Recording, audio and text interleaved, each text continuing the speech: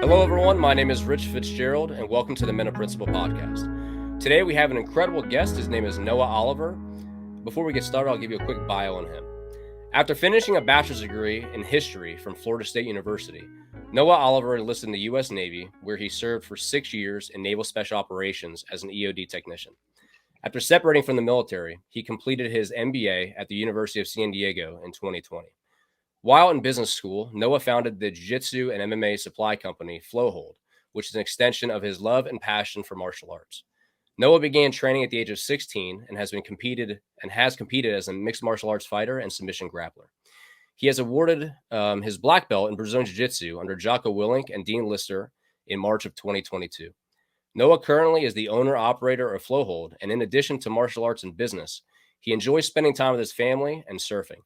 Noah lives in San Diego, California, with his wife, Lauren, his son, Teddy, and his 3 dogs, Miley, Cheeseburger, and Owen. Ladies and gentlemen, Noah Oliver. You. How's it going, Nice, Noah? Rich. Good, dude. How are you doing? Good, man. Good, man. Thanks for being here. No, happy to be here. Thanks for having me on. Yes, sir. So, in your bio, I mentioned how you served in the Navy as an EOD technician. Can you tell the listeners who don't know you why you wanted to join the military? Yeah. My dad was in the Navy. My grandpa was in the Navy. So I kind of, grew up in a military family. My dad was, as long as I was born, when I was growing up, he wasn't active. He did 5 years and got out from there. So it wasn't something like I grew up with. It wasn't like a Navy brat or anything, but definitely grew up with those stories and, was always aware of it. So I think growing up thought it was pretty cool. So it was always kind of like something in my mind of a reality of something that I might want to do one day. Probably like fell away from that when I was like in middle school and was like got into like skateboarding and punk rock music and super anti-establishment and definitely like veered away. Didn't think that was going to be my path necessarily. And then like around high school, kind of the era, like I guess like 16, when it sort of becomes a reality of like, all right, you got to figure out something like sort of what you want to do. Sort of came back around to the idea of the Navy and or the military in general. But really, a lot of it, I think, was avoiding any sort of real work, without like having necessarily the exposure to the realities of what all the different options of things were. My idea of work largely was like that you'd probably have to put on a suit and tie and sit down at a desk all day. And, that was something I knew I didn't want to do. And so started reading some books, all the watching movies and stuff growing up. You see kind of the glorified version of it all. So like the idea of being able to shoot guns and jump out of planes and, blow stuff up, that all sounded pretty cool to me. And definitely, the idea of being of service, serving the country, that was appealing to me too. It always did seem like an honorable profession. So with all that stuff combined, it just kind of, that was the path that I chose to do. And I'm grateful I did it. That's awesome. So when did you start training jiu-jitsu then? Was that while you were in the military, before or after? Yeah, it does before. So I found jiu-jitsu. So basically when I was 16, so backing up, my dad was a boxer. He boxed Golden Gloves. I think when he started, when he was like 13, kind of boxed all through his youth and then into his adulthood. So another thing, my dad has been a huge influence on my life. He's an incredible man. So kind of anything my dad did, I was sort of interested in. So we would always kind of mess around, shadow box and spar and stuff like that. But I never got into like serious boxing, mainly because my mom was pretty opposed to it. So then by the time I was a little older, like 16, and I could drive and had some more independence, like I started looking at like the realities of training. And I was looking at boxing, and then kind of around that time, that was like right at the time I would say of like the UFC starting to pop off with Ultimate Fighter, and stuff like that. So I was kind of aware. Like I remember my dad had rented some of the old UFC videos and like kind of knew what it was, but didn't really. And then now's around the time Randy Couture, Chuck Liddell, like they're doing Ultimate Fighter, all that stuff. So it's like very much more in my awareness of like what it actually is. But I went to this like little karate gym that basically rented out hour blocks to other martial arts. So they did boxing, they did a Muay Thai, and they did a jiu-jitsu class there. And it was this like little rinky-dink strip mall, mainly karate studio, but then it had those different times. So me and my buddy Dan went in there, checked out, did a boxing and Muay Thai and a jiu-jitsu class. And I remember like being pretty confused in the jiu-jitsu class initially. And then that movie, I don't know if you're familiar, seen the movie Ong Bak. It's like Ong Bak Thai Warrior, but it's No, kind I of haven't. like I don't know. It's like an old kung fu movie, like kind of exaggerated, crazy stunts and like movements and stuff, but like of Muay Thai. So like the guy is a Muay Thai fighter, but it's like very over the top. Hmm. And we were like, me and my buddies were like super into this, and so we kind of had gotten into and like we're like watching like finding Muay Thai fights online with like the bound ropes and just like I thought it was cool. It seemed like a cooler version of boxing to me. So Yeah. basically, I fell into the Muay Thai camp, and I really enjoyed that. I had a great instructor there, so I started doing Muay Thai exclusively for like probably 6 to 8 months, and then they actually opened up. It was like the first affiliate of the Extreme Couture gym in my town. So it's like big MMA gym. I'm at this rinky dink strip mall karate place doing Muay Thai. And then they're open up this like state of the art, like has a cage, has a ring, like big mat space, separate workout area, like Randy Couture's name on Randy Couture, Vanderlei Silva coming for the grand opening. Like I was like, this is awesome. Yeah. And then my Muay Thai instructor was the Muay Thai crew for that other gym. So basically I was able to follow him from this other place over into the MMA gym. And that's when sort of I've got really a lot more exposure to jiu-jitsu. Marcelo, my first jiu-jitsu coach, Marcelo Ribeiro, was running the jiu-jitsu program there, and he just immediately sort of took me under his wing. So I started kind of doing more of a full-rounded MMA program, training a bunch of Muay Thai still, and started doing some jiu-jitsu, and yeah, basically got into jiu-jitsu through that, and then ultimately, wound up doing a couple MMA fights pretty regularly, like stayed training both, and then kind of like as I've gotten older, time to train has gotten a little bit less. I've definitely gravitated more towards the jiu-jitsu side than the striking side. Hmm. So yeah, it's kind of where we're at today. Yeah, I remember hearing about you training martial arts when we were in college. For those Mm-hmm. who are listening, me and Noah, we actually both went to Florida State together. We were both in the same ROTC unit, him for the Navy, me for the Marine Corps. So were you training actively in college too? Yeah. So like at least like the first couple of years I was pretty still training a good bit. So I got to Florida State at 18. I just gotten my blue belt in jiu-jitsu. I had done 2 amateur MMA fights, and I started training at Tallahassee MMA like pretty regularly. Was balancing basically school and the RTC program and training as much as possible. Trained a lot there. Then after kind of like that first year at Tallahassee MMA, I went over to the Alliance Jiu-Jitsu in Tallahassee and kind of focused more on the jiu-jitsu side, just because they had a really good instructor there, Felipe, who's like a black belt under Alliance, and trained there. And then around like years 3 or 4 was when I kind of like were shifted into, I guess, like party Party mode. years. Yeah. Yeah. And that's when I was still like dabbling like a little bit. Like I would pop in here and there, I think, to training. But yeah, those were the years of a lot of learning and lessons, like in hindsight. But yeah, unfortunately, training sort of took the back seat during that time. But Mhm. it all leads to where we're at, so it's all good. But yeah, that was kind That's of the right. college years of training. Yeah, that's awesome, man. So what made you start Flowhold? Like, was it always your goal to start the company after you got out of the military? When did that passion to start it? When did that begin? Yeah, I mean, honestly, like I really didn't know what I was gonna do or what I wanted to do. Even, I mean, so I was like, there was some sense of relief of basically, I think, joining the military, or like realizing that I wanted to pursue that path. I think every like young person deals with that. Of it's from when you grow up, when you're a little kid, or oh, what are you gonna do when you grow up? What do you want to be? And it's a hard question to answer, I think, because you sort of feel, at least I felt like you kind of got to pick something and then roll with it, and that's going to be your life. And I Mhm. think nowadays people are, the societal expectations for that shifted. I think it's a lot more acceptable for people to like be in their late 20s, 30s, whatever, and still not necessarily know what they want to really do. Mm-hmm. So that's good. But yeah, I felt like a relief, like, all right, I'm military, like this is what I want to do. Like when somebody asks me that question, like, what do you want to do? Like, I'm gonna be in the military. And then, you know, like a lot of people that join the military, they might have that idea. And I joined thinking that I probably was gonna do a career in the military. Mm-hmm. And then probably about 3 years in, I did 6 years in the Navy, and then probably about year three was when I decided, like, all right, I think I'm gonna separate after my initial 6, and then I'll figure something else out.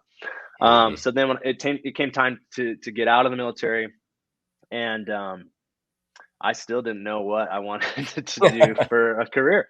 And I still had that same mindset of like, well, all right, I know a little bit more about the options available, but I still Mm-hmm. do know that I don't want to put on a suit and tie, and I don't want to get sit at a desk for most of the day. So military, awesome benefits, and was able to use the GI Bill, and Mm-hmm. basically, like, I had already finished my bachelor's going in, but still had the full GI Bill available. So I'm like, honestly, dude, like, let me burn some time and go get a graduate degree while I try and Mm-hmm. figure this out. And so looking at kind of graduate programs, I think the MBA, like a master's in business, is kind of the most diverse that you can get. Like, you can select a master's program and not really have a clear path to the job afterwards. Like, all right, I'll do my MBA. I could be an accountant. That was never really on the table, but Yeah. hypothetically, I could be an Yeah. accountant. I could go work for this company, that company. I could do marketing. I can start my own company. I can do a bunch of different options from there. So I still don't have to know exactly what I want to do. And I think, entrepreneurship was definitely always in my mind as a significant option, but hadn't really pinpointed what I wanted to do. And I started Flowhold very much on the side when I was in school. Just started with like a few random products, and it was kind of like dipping my toes in, honestly, because I was pretty nervous about, Mm-hmm. like, committing fully into something, and not even so much as the actual business of it, of will it work out, will I blow a bunch of money, or whatever it was. It was really like I was nervous about kind of what people would think. um I was a little, like, I was sort of insecure of, like, of just basically coming out and be like, I'm gonna start a brand that's gonna be really cool, that people are gonna dig, and we're gonna make rad stuff. Like, that was not my mentality at all. I was like, I'm gonna try. It was. I sort of felt like people were gonna be like, "Who do you think you are? Like, why do you think you can, like, create cool? You're gonna create stuff that people are gonna spend their hard-earned money on to buy. Like, Mm-hmm. you think you can do that sort of thing?" And the reality of like saying, "Yeah, I own this. I run this, Jiu-jitsu and MMA brand, and, like, it's doing well, and people dig it." Like, that's a cool thing to say.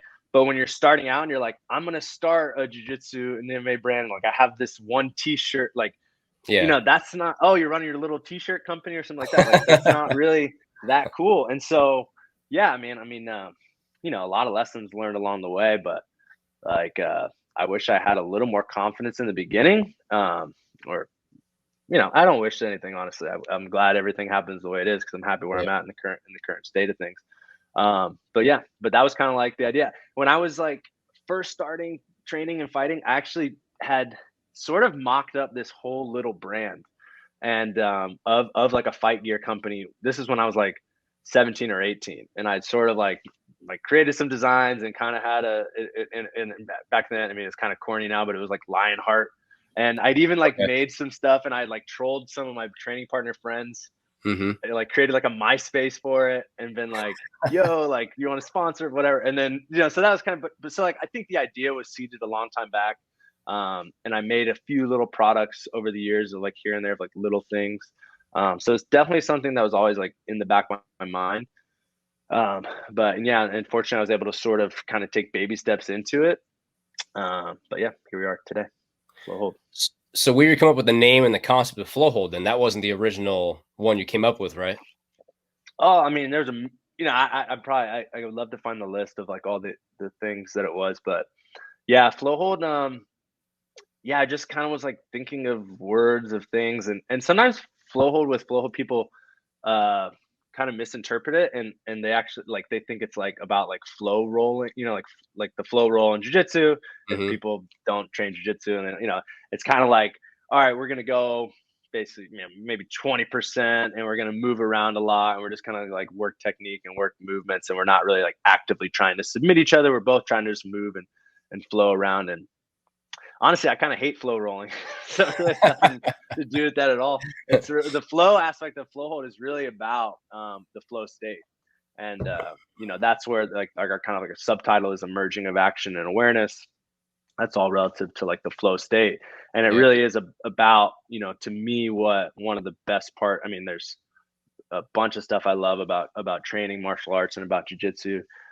But one of my favorites is the ability to just drop into that flow state and like Mm-hmm. be there so quickly, being present, and just like that feeling of not worrying about anything else except for what's going on in that moment. So that's kind of like flow holds. Like the idea is like kind of holding on to that and like trying to take that state and incorporate it in areas of our lives off the mats as well, and just trying to basically be in that present moment as much as possible. So that's kind of what flow hold as the name is. Yeah, that's awesome. It's Yeah. funny because actually the last few days, especially my wife and I have been talking about that, about the flow state and how I think jujitsu may be one of the best physical manifestations of that. But I wonder, like, because you mentioned earlier, or your bio at least, that you're a surfer, right?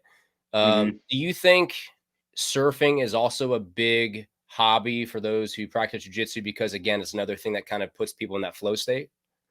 Yeah, I do. I think there's a lot of similarities. I mean, obviously you see it with surfing and jiu-jitsu. I think the roots, being from like the beaches in Brazil, there's a lot Mhm. of crossover between those two things as well. But as far as like the active, when you're, and you hear these comparisons a lot, but it's like, yeah, when you're riding a wave, it's basically you are there, you're in the moment, and you are dealing with whatever, in this case the wave, mother nature is giving you, and you're Mhm. kind of, and you're reacting, and you're implementing the things that you want to do, but all in regards to kind of what you're being given. And then the same thing in jiu-jitsu, it's exactly, you got some things in mind, but your training partner probably has some other things in mind. So you're working with kind of what you're getting. And Yep. and it's very similar in that regard. I think the cool thing about jiu-jitsu is like you don't have to sit out in a lineup for 20 minutes like waiting for it'd be like I don't know, if you'd be like, if you're Yeah. sitting, had to like sit on the mat, and then like people were kind of like walking by, and then you had other people around you that were grabbing those people as training partners, and then like finally you get a training partner, Yeah. and then you maybe get like 15 seconds, like a good roll would be a minute, like a minute wave, like that's a sick wave. So like jujitsu, you can go in there for almost like an hour straight and Yeah. just roll a bunch of rounds, and like you're kind of in that flow state. That's what's so cool about it. You're in that flow state for so long, and you're able to engage in activity like that. I mean, surfing's great, and there's, I think the waiting for the wave and all that, like it adds to the moment when you finally get one. But Mhm. sometimes I definitely get impatient while I'm surfing, and that's something I do enjoy about jiu-jitsu a lot, is you don't have to deal with that. So Yeah. That's awesome, man. So as I said earlier, you received your black belt from Jocko Willink and Dean Lister, right? What is yeah, it like training with them? yeah, man. Well, I mean, it's a huge honor for me to be like under that lineage. Both like legends in their own right. Um, but training with them, I mean, I train with Jocko a lot. Dean's kind of like Dean's right now, he's sort of in a phase. I think he's traveling a lot. He's doing a lot of seminars. And when he's home, he's kind of concentrated on teaching and stuff. He's also dealing with like a lot of injuries and Mhm. things. So like the moment when I do get to train with Dean, I mean, it's incredible. Dean still, um, he's like probably the most knowledgeable person like I've ever like.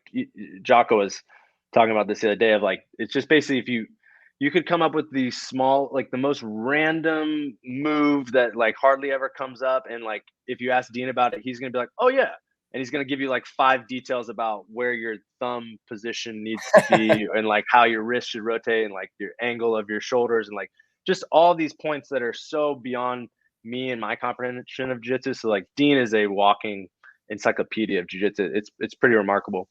Um, but yeah, dude, Jocko's in there. Like when Jocko's in town, he's training, and we're training a lot, and it's like it is such a blessing to be at Victory MMA and like to be around the more advanced guys there and like the black belts and stuff, and like the trainings we get and the talent that's like on the mat and in the rooms, it's so good. And Jocko is, I don't know, Jocko's like 50 years old now, maybe something like that. I think like close to it. And he fucking trains hard, dude. Like he trains real hard, and it's awesome. It's been a real privilege to be under him. Like when I moved to San Diego in 2014 and started training at Victory full time, like then Jocko's been my coach, and then over the years evolved into a training partner and friend since then. And it's nothing short of a privilege for sure. That's awesome. So how much different is Jocko, off camera than on camera? Is he pretty much the same guy? Like, does his jiu-jitsu match his personality too? Yeah. People ask this sometimes, and yeah, dude, the thing I tell people is like the only thing that might like differ from your idea of Jocko, depending on how deep you are into his world and how much of his stuff you've seen, like, is that he's probably just a little more lighthearted and funny than what you would imagine. If you're maybe like more of a superficial fan, or maybe you just read the books and seen a few videos online of him being like the more motivational, like intense stuff, like you might be surprised at how much like he likes to joke around and laugh and stuff like that. I mean, I think probably if you've listened to hours and hours, hundreds of hours of the podcast, I'm sure people have seen that side of him as well. So maybe they wouldn't be as surprised. But yeah, dude, he's like, he's like such a freaking team guy, jiu-jitsu dude, like the core, just wants to, like, I think a lot of guys that are in that world, I don't know, it's hard to be super serious. Yeah. And we make jokes to everything in the military, right? It's like you got to make everything funny. Exactly. So I mean, it's just like that. Like we fuck around a lot. But like everything, any of the good traits that you would attribute to Jocko, like they are 100% authentic. Like the guy's legit. He does not, I can tell you, does not take a picture of that watch and then roll back in bed and go to sleep and like post it online. And, and I mean, dude, before all of this stuff, like before Jocko like blew up and everything, like Jocko like used to roll around with a flip phone. Like Jocko really didn't give a shit about all of the attention and the online stuff. Like, I think he's a smart guy. And he's realized how to leverage it for business and for his brand. And I think he also like enjoys being able to help as many people as he does, and he recognizes like the tools that social media and stuff provide. But I mean, he's authentic. Before Jocko was Jocko, like he was our Jocko. Like everyone in the gym, like the same way people look like, oh man, Jocko, like even before, he was not a New York Times bestseller. He would walk down the street, no one would know who he was outside of like some, military guys and jiu-jitsu guys, maybe. Like we still cared a lot about what Jocko thought. And like if Jocko was watching, you'd want to do well in your role. You definitely weren't like sitting out or quitting or getting tired. Like it was motivation because he's just like that type of person. That's authentically like who he is. That's awesome. Cause yeah, I'm sure you've heard so many stories like I have about different guys out there who, leverage certain positions, and then they appear one way on social media, but they're different, in real life. And that's awesome to hear. I'm sure many people who like Jocko will be happy to hear that he's that same guy, Dude. And I'll tell you another thing. And like, I've seen so many times I've been training with Jocko, and there'll just be some random guy like standing there on the edge of the mat, like awkwardly. You can tell like he's just looking. You know what I mean? It's like you know exactly what's going on as soon as I see this guy. And Jocko will be like in between, what's up, man?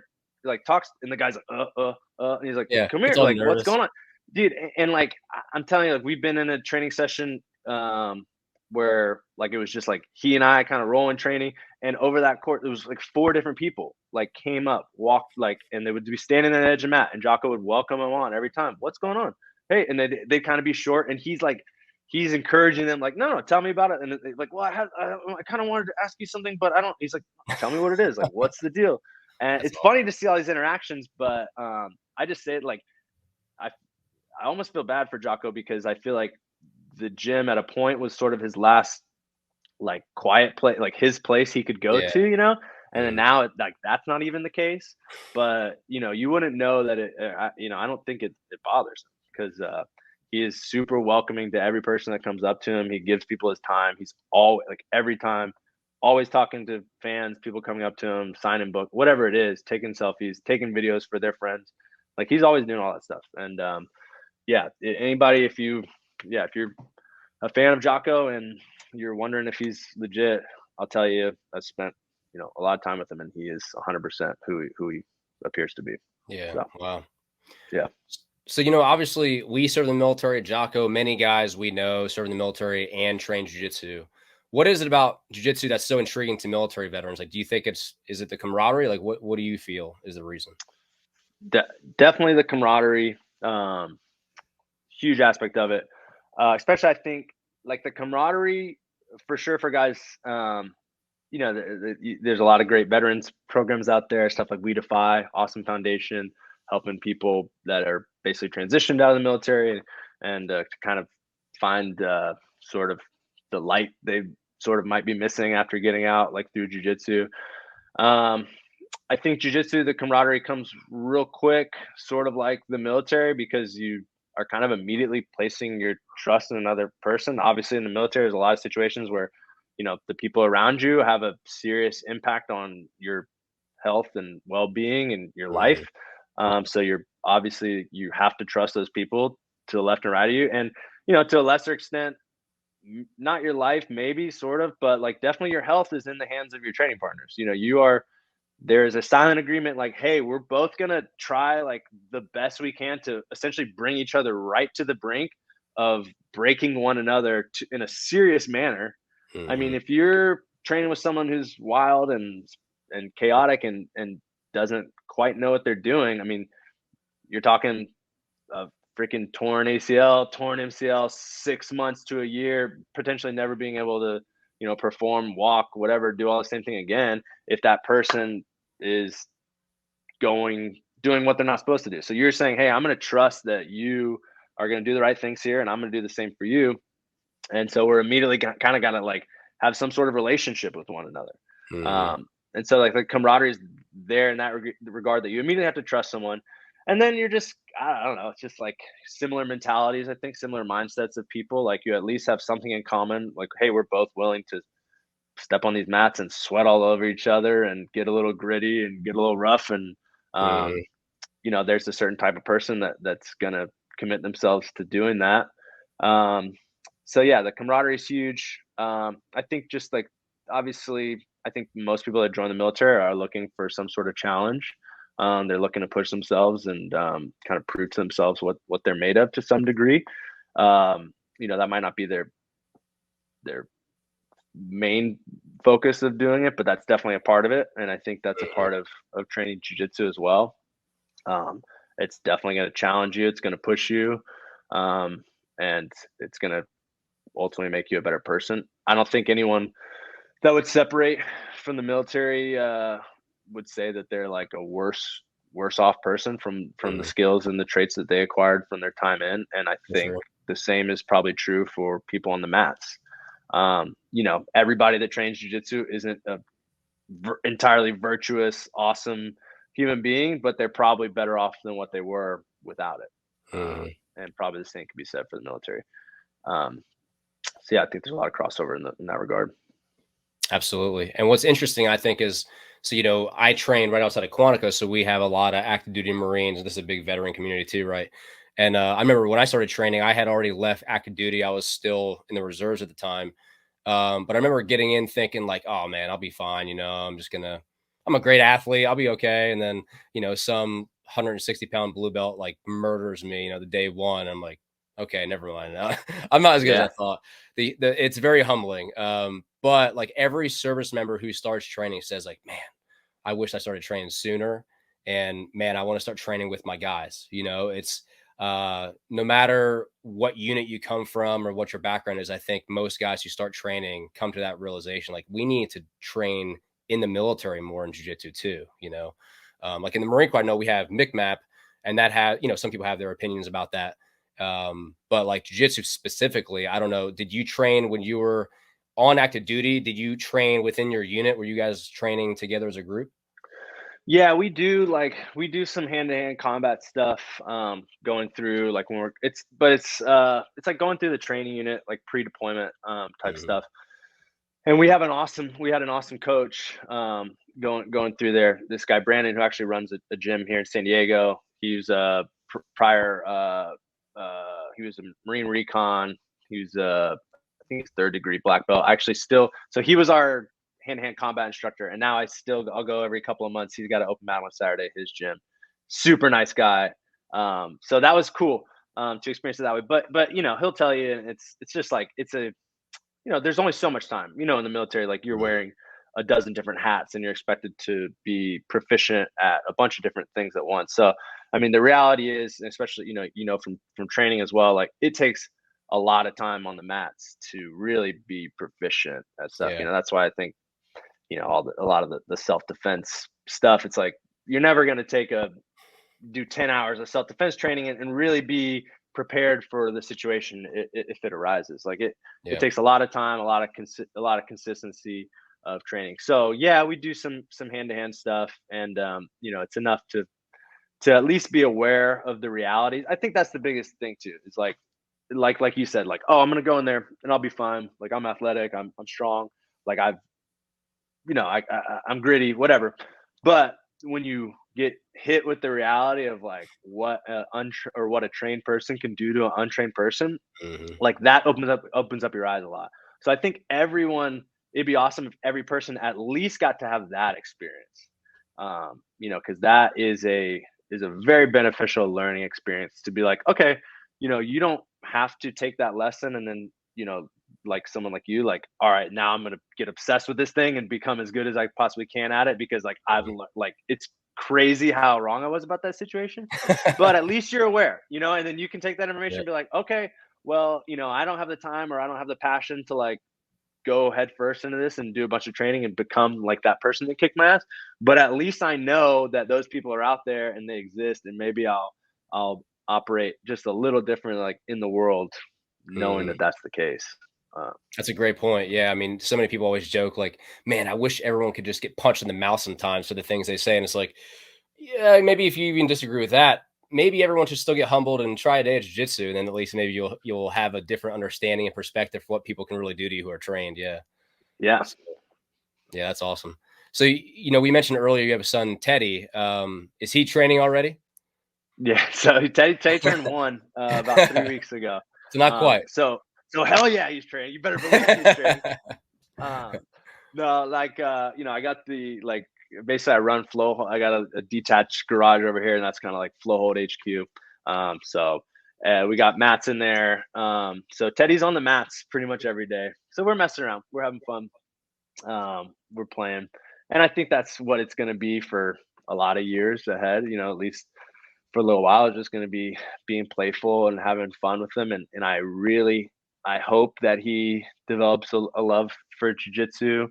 Um, Jocko's talked about this. Hicks and Gracie talked about it recently in his book that he wrote about Mhm. just kind of like at that age when they're super young, of just trying to keep it as playful as possible and not putting any sort of expectations on it, or seriousness around it, or like we're training for this or that or to compete. Like I hope Teddy wants to compete in jiu-jitsu one day. That make me psyched if he does. If not, great, we'll have a lot of other fun doing other stuff too. But Yep.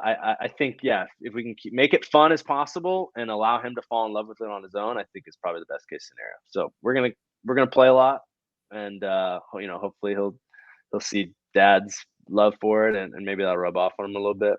But Yeah. yeah, obviously, like I think it's important. Like he's gonna learn some skills enough to be able to confidently move around the world, and be able to defend himself if the need, and defend others around him if the need ever arises. I think there's probably like a baseline of um of learning self-defense and jiu-jitsu and fighting that every I feel irresponsible if I didn't pass that on to my children. Mhm. But beyond that, my only goal is to, yeah, show him the side of it that allowed me to fall in love with it, and do the same for him. And then, hopefully he'll take that and then exceed the baseline by a lot if he wants to. Yeah, that's awesome. So you were a military veteran, you're a jiu-jitsu black belt, you are an entrepreneur, right? But the most important title now, you're a dad, right? You're a Hell father. yeah. Yep. What example do you want to set for your son as he grows up? Yeah. Man, I mean, I think like that's, it's probably been the biggest like shift of going from going, becoming a father is that I feel like everything I do now is an example. And I'm sure you probably went through this, 11 years ago when you had your first son, Yep. which is wild. But yeah, I mean, it's like, I definitely think about, I definitely, I try to live an examined life, and I'm definitely aware of continually trying to improve and trying to get better.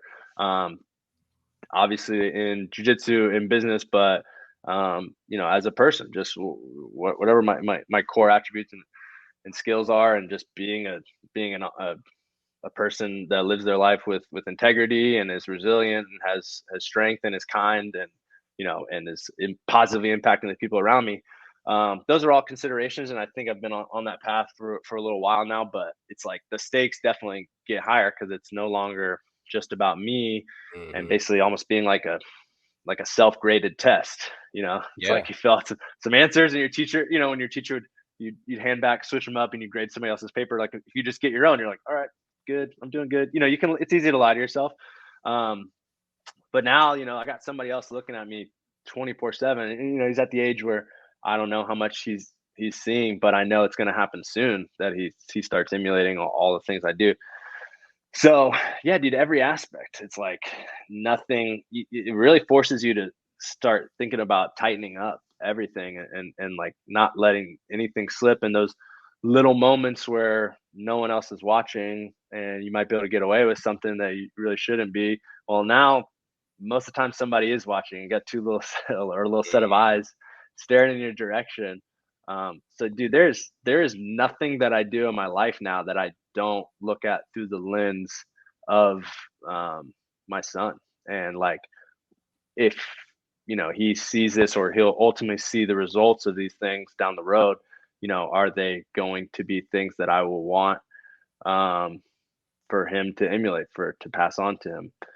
So it's been like such a positive pressure in my life, I think, of just being a lot more aware of everything that I do and trying to be a better person. Yeah, man, that's a very respectable and thorough answer. Man, I mean, there's so much to take from that. You mentioned the word integrity. You mentioned the phrase through the lens of your son. I think that's a very powerful statement. Um, as you know, the name of this podcast, right, is the Men of Principle podcast. And so I wanted to ask you, like, what is one principle or character trait that you would like to see in more men in society, right? Like, you're obviously doing a great job thinking about how you want to emulate, or how your son wants, you want him to emulate you and the type of example you want to set.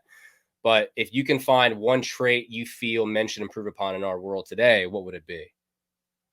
Um, I think a big one that I would say resiliency, um, and I don't. I think being resilient is basically being able to have whatever's thrown at you, whatever challenges come up, of Mhm. being able to deal with those and keeping your priority on whatever it is you're trying to accomplish, and um, understanding that whatever things come up that weren't part of your plan, that there is a way to navigate those, and trying to find the best way to do it. But resilient. I think being tough is a part of resiliency. Um, but I think maybe it might get skewed for some people looking at like for a trait for men. Resiliency isn't just about like toughen up, like be tough, don't cry, rub some dirt on it. Mhm. I think resiliency accepting what comes and still accomplishing that goal, right? So some resiliency might involve being emotional, showing a softer side. Like I might be resilient with my son, like because he whatever, let's say he messes up, he makes a mistake, and my ultimate goal is to try to educate him, to teach him how to do something a better way. Well, Mhm. this might be a time not to just chew him out and say, hey, you gotta, ship up, shape out, whatever. But this might be a side to like open up, be vulnerable, tell him about some mistakes in my past. Show him love, show him care.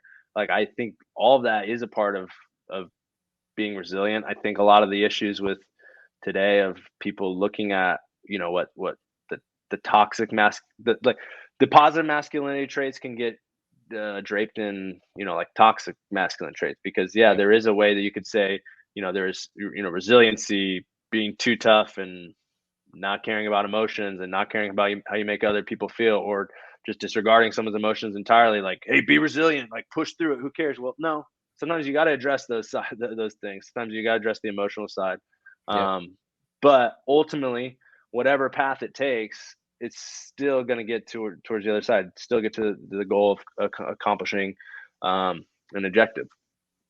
So, That's awesome. Yeah. yeah, Yeah, that's a great answer, man. Resiliency, I think most men would agree. We definitely need more of that. I mean, I'm not going to go into details. I mean, we've all seen many examples today where you have these guys in these leadership positions. You have men making decisions for people, and you could just tell they probably didn't experience a whole lot of resilience in their life to make the decisions they did. Because I think men who've gone through tougher times, or men who have a better head on their shoulders, who are more morally and ethically based in their decision making, um, like you said, they understand the emotional side of it, things. And yes, you can be stoic, you can be strong willed, right? But there's also a certain power to understanding the human emotion, and understanding that we all feel a certain way about things sometimes. And sometimes the best answer is just to pull them aside and talk to them a little bit and show yeah. some compassion. Right.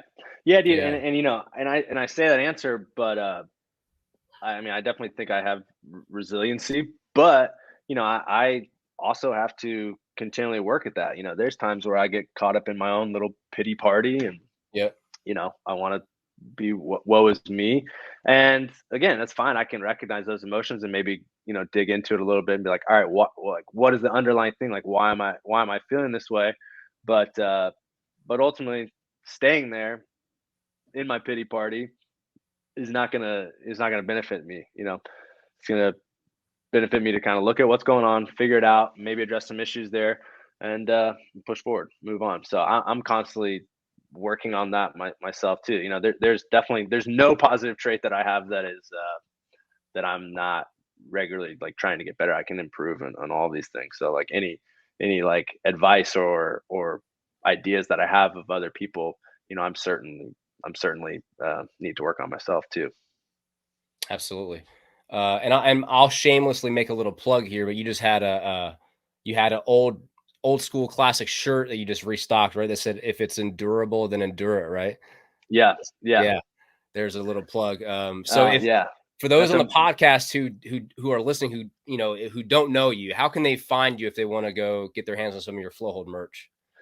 Yeah, so Flowhold is let's see, we're at Flowhold just on Instagram, FLOWHOLD. Website's Flowhold SD, like flowholdsandiego.com.